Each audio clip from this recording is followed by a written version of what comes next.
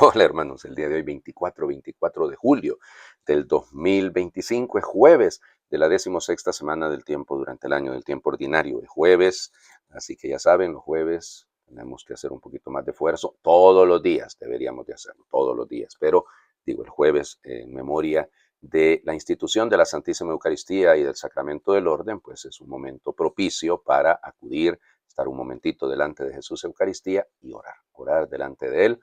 Yo sé que no siempre se puede tener el Santísimo expuesto, no en todas partes lo está, pero en las capillas, las capillas del Santísimo, donde esté el Santísimo, pues, porque a veces también está en el altar principal, ¿no? En la nave del templo. Perfecto, pues donde sea que esté. O sea, no nos hagamos aquí pelotas por cosas que realmente no valen la pena. Hoy es día de un santo que ha ido adquiriendo muchísima popularidad, ¿no? En el mundo entero, ¿eh? En el mundo entero. En México es muy popular. Aquí en mi país está creciendo, fíjense, poco a poco. Se trata de San Charbel o Charbel Maluf, que realmente se llamaba José Antonio, es Joseph Antún, ya, o Sarbelio también se le conoce a él. Bueno, ya les digo, es importantísimo, él nace el 8 de mayo de 1828, queda huérfano muy pequeñito, huérfano de padre a los 3 años, y la mamá se volvió a casar, hubo unas segundas nupcias y que, fíjense, este hombre va a ser el que realmente le va a educar a Joseph Anton, es decir, a Sabel. Es muy importante porque él eh, resulta ser que va a terminar siendo monje maronita. Y entonces, precisamente como es de rito maronita, pues puede tener acceso a ordenarse como sacerdote, pues ese es el asunto. Bueno, ya les digo, en 1851 él se traslada porque él había nacido en Beca Cafra, así se llama el lugar donde había nacido, se traslada a Maybuf, eso, Dios mío, y en ese monasterio maronita, él ingresa como novicio, ahí recibe el nombre de Fray Charbel cuando tiene 23 años, 24 años. Y luego resulta ser que también tuvo un santo confesor, un santo director espiritual, que ni Matullah al-Jardini, ¿ya? Y bueno, luego en el monasterio, siempre el monasterio maronita, pues un monje, en el monasterio maronita de Anaya, ahí se va a quedar hasta su muerte, ¿no?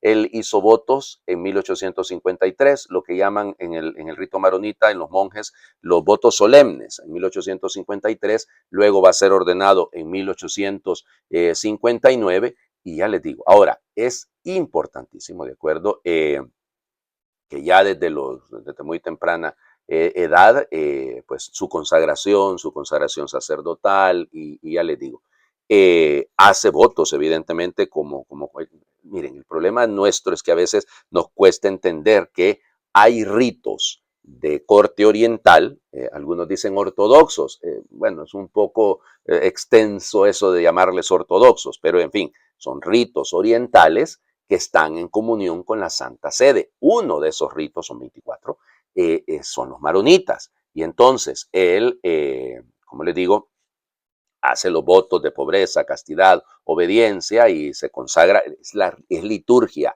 católica de rito maronita. ¿Okay? Yo creo que eso hay que insistirlo. Bueno, ya les digo, importante para él ese momento de su consagración, ¿sí? De su consagración como monje, y luego el tema de la ordenación sacerdotal, como ya les digo, fue ordenado sacerdote en 23 de julio de 1859, ahí en la sede, que es la sede patriarcal del rito maronita, que es Querque, ¿ya? Y entonces, ya les digo, fíjense, es muy importante esto, que él mantuvo la formación que recibió de parte de su director espiritual, que ya les digo, Demetela al-Jardini, San Demetela al-Jardini, porque él lo educó de tal manera que le hizo entender, mira, el sacerdocio es ser otro Cristo. Así que, por lo tanto, no hay otro camino más que el del Calvario. Así que vive efectivamente esta experiencia. Y entonces él vive esa consagración imitando a Cristo en el sufrimiento y teniendo evidentemente como buen sacerdote en el centro de su vida la Santa Eucaristía ya les digo, es una figura extraordinaria. Entonces, aquí es donde viene el tema. Él muere en el monasterio de Anaya. Fíjense, cuidado, van a decir ustedes, padre, entonces, ¿por qué le pusieron esta fecha de julio? Porque resulta ser que él muere un 24 de diciembre de 1898. O sea, sí, en la víspera del día de la Navidad es el día en el que él muere. Pero entonces, ¿de dónde viene? Viene del hecho de que fue consagrado sacerdote el 23 de julio de 1859. Van a decir, padre, pero hoy es 24. Sí, pero recuerden que cuando hay un santo, ¿cómo se llama? Que ocupa el día 23, que es lo que hemos celebrado el día de ayer, como el día de Santa Brígida, y vamos, Brígida es Brígida, no es, bueno, es copatrona de Europa, entonces Charbelito va a tener que dejar ahí el espacio y por eso se celebra el día después. Es interesante porque se le celebra el día de su consagración sacerdotal. O sea, eso es lo que se celebra. Insisto, porque no se le va a celebrar el día de la Nochebuena, oigan, tampoco vamos a llegar a esos extremos, ¿no? Pero entonces por eso se celebra el 24 de julio, insisto, porque el 23 de julio fue ordenado sacerdote. Bueno, y entonces resulta ser que, bueno, estuvo paralizado, tuvo una enfermedad que le provocó una parálisis, y luego aquí viene el tema, incorrupto. Entonces, resulta ser que lo que encontraron es que de la tumba de él salía sangre. Sí, sí. Y entonces era una especie de ¿se acuerdan el fenómeno de San Genaro en Nápoles, verdad? De la licuefacción. Bueno, y entonces eso más o menos es lo que ocurre con él. Y entonces emana de manera, llamémosle, milagrosa esta sangre licuada. Luego, ay, madre de Dios, los milagros.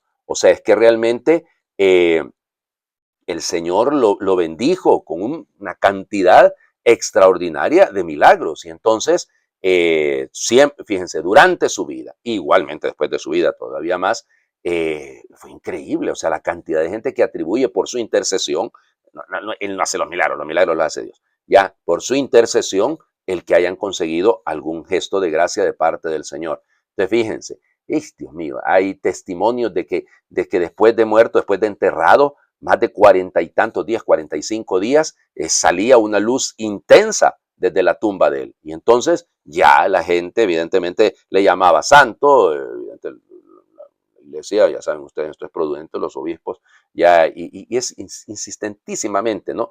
Y por eso fue que lo exhumaron ya a los 4 meses, creo, de enterrarlo, sacaron el cadáver para verlo. Y entonces, y pues resulta ser que a él lo enterraron sin ataúd, porque esa es la manera como se hace propiamente en el rito maronita. Y no dirán que lo encontraron flotando prácticamente en agua. ¿Ya? Y ya les digo, hasta el día de su canonización salía sangre. Sí, sí, sí, como un bálsamo, ¿ok? Ya les digo, increíble, ¿no? Fue beatificado, perdón, en 1965 y canonizado por el Papa San Pablo VI en 1977. Para que vean ustedes, se trata de una figura extraordinaria, ¿no? Es decir, cuando pensamos en estos santos, como el Padre Pío, por ejemplo, San Pío de Pietrelcina, pues bueno, Charbel anda más o menos en la misma categoría para el mundo oriental y sobre todo para el rito maronita. Bueno, vamos a las lecturas del día de hoy. Vamos, este momento es importantísimo porque es, vamos, el sello de la alianza. Éxodo capítulo 19, versículos del 1 al 2, nos saltamos del 9 al 11 y luego del 16 al 20. Aquel día, a los 3 meses de haber salido de Egipto, los israelitas que habían partido de Refidín llegaron al desierto de Sinaí y acamparon frente al monte. Entonces el Señor le dijo a Moisés, voy a acercarme a ti en una nube espesa para que el pueblo pueda escuchar lo que te digo y tenga siempre fe en ti. Moisés comunicó al Señor lo que el pueblo le había dicho, y el Señor le dijo, vuelve a donde está el pueblo y ordénales que se purifiquen hoy y mañana, que laven su ropa y estén preparados para pasado mañana, pues el Señor bajará al monte Sinaí a la vista del pueblo. Al rayar el alba del tercer día hubo truenos y relámpagos, una densa nube cubrió el monte y se escuchó un fragoroso resonar de trompetas. Esto hizo temblar al pueblo que estaba en el campamento. Moisés hizo salir al pueblo para ir al encuentro de Dios, pero la gente se detuvo al pie del monte. Todo el monte Sinaí humeaba, porque el Señor había descendido sobre él en medio del fuego. Salía humo como de un horno y todo el monte retemblaba con violencia. El sonido de las trompetas se hacía cada vez más fuerte. Moisés hablaba y Dios le respondía con truenos. El Señor bajó a la cumbre del monte y le dijo a Moisés que subiera. Palabra de Dios, te alabamos, Señor. La teofanía que está aquí explicada, este encuentro de Dios, sí, ustedes dirán, padre, eso huele como una erupción, ¿no? O sea, el humo, los temblores, los sonidos de trompeta, digamos, los estruendos y todo. Sí, sí, es posible. Es decir, no lo neguemos, puede haber algo de esto en los gestos, pero lo que pasa es que algo tiene que haber pasado que llamaba la atención, porque había un diálogo, había un encuentro entre Dios y Moisés, en primer lugar. Y el pueblo sabe, experimenta esto como un encuentro con el Señor, encuentro con su Dios. Y claro, hay un proceso de purificación, 3 días. Vamos, los padres de la iglesia de esto hablarán muchísimo por la imagen de la Santa Eucaristía, evidentemente, ¿no? De la Santa Eucaristía, de la resurrección, perdón, a los 3 días. ¿Qué nace con la Eucaristía? Evidentemente, pero estoy pensando en el tríodo pascual. Pero bueno, ¿y porque hoy es jueves?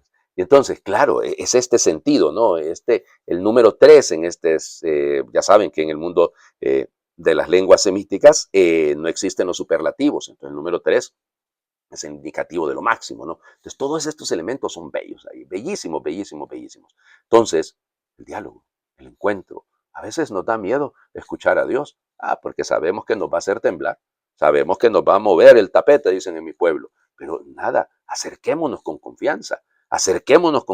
Su palabra nos va a remover todo, pero tenemos que dejarnos remover por esa palabra. De hecho, eso es precisamente también el sentido del Evangelio, porque hoy vamos a escuchar la explicación de la parábola del sembrador. Yo no sé si ustedes querrán que yo explique más, pero el Señor Jesús le está explicando bellísimamente, ¿no? Entonces, a mí lo que me encanta de este texto, y perdón que me pasan, de paso a usted me pasa a mí, oigan, que nos fijamos en un término, en una palabra, y a mí lo que me llama la atención es esto de yo descenderé, yo bajaré para que el pueblo pueda escuchar lo que te digo. Eso a mí me hace pensar, ¿no? Porque, insisto, estoy pensando, supongan, a ustedes cuando hacemos las publicaciones, pues yo explico primero la primera lectura y luego el Evangelio, y muy bien. Pero piensen, un sacerdote predicando en misa, pues puede hacer lo mismo, ¿no? Pero en el fondo está juntando todo. Y aquí es lo que me llama la atención, porque el escuchar va de acuerdo con lo que vamos a escuchar en el Evangelio. Que tenemos que aprender a ser discípulos. Si no somos discípulos, bien difícil todo, ¿no? Vamos, leamos el Evangelio. Mateo capítulo 13, versículos del 10 al 17. En aquel tiempo se acercaron a Jesús sus discípulos y le preguntaron, ¿por qué les hablas en parábolas? Él les respondió, a ustedes se les ha concedido conocer los misterios del reino de los cielos, pero a ellos no. Al que tiene se le dará más y nadará en la abundancia, pero al que tiene poco, aún ese poco se le quitará. Por eso les hablo en parábolas, porque viendo no ven y oyendo no oyen ni entienden.